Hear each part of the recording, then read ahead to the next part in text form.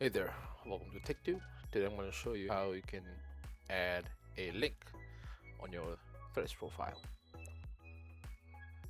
So just open your preferred web browser and go on and log into your Threads account or profile from their website.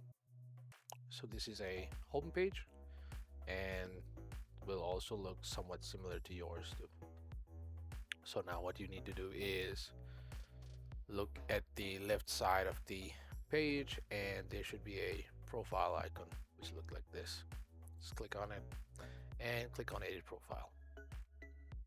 So now there should be a link or a link section right there. Just click on add link and there you go. You can add links manually or you can import your links from your Instagram that you use to log into the threads. Well, when you're done with it, just click on done and again click on done. So that's how you change or add link on your threads profile. If this content helped you, make sure to like, share and subscribe to the channel. Thank you.